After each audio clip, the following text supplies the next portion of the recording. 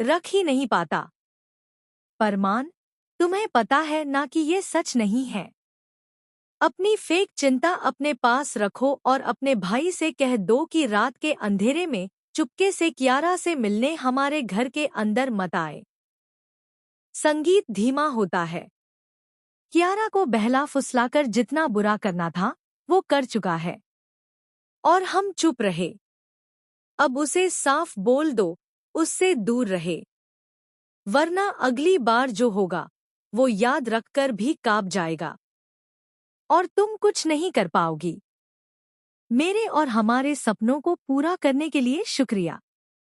तुम मुझे इतना जानते हो कि मैं गलती से भी फॉर्म पर कॉफी नहीं गिरा सकती। तो जब मैं कह रही हूँ कि कियारा और भाई एक दूसरे के लिए बने हैं, तो मेरी इस बात पर भी भरोसा कर लो। उन्हें एक करने में मेरा साथ दे दो।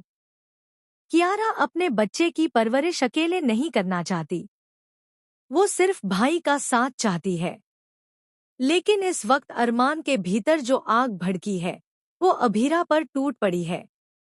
स्टार प्लस के शो ये रिश्ता क्या कहलाता है में आज कियारा को देखने लड़के वाले आए थे, लेकिन सबके सामने अभीरा ने ऐसा राज खोल दिया कि घर की हवा अचानक ठंडी पड़ गई। उसने कह दिया कि कियारा की शादी सिर्फ अभीर से ही होगी। ये सुनकर लड़के वाले उठकर चले गए और जाते जाते पूरे पोदर हाउस को अपमानित कर गए। अरमान ये सब देखकर अपना आपा खो बैठा और अभीरा को पकड़कर पूछने लगा कि उसने ऐसा क्यों किया। और इस बार उसके चेहरे पर वो सख्ती थी जो किसी को भी हिला दे। और अब जो होने वाला है वो किसी ने सोचा नहीं था। आने वाली कड़ी में जब ये सच सबके सामने खुलेगा तो बहुत कुछ टूटेगा और कुछ ऐसा जुड़ेगा जिसे रोकना अब किसी के हाथ में नहीं रहेगा।